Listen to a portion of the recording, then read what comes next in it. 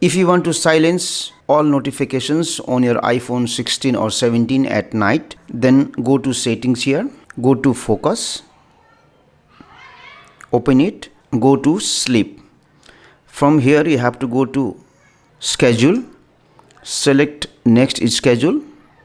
After that go to this next schedule and then go to tonight, and you have to select from what time you want to silence the notification. So I will select at 22 and then until what time you want to silence. After that tap on this tick icon here.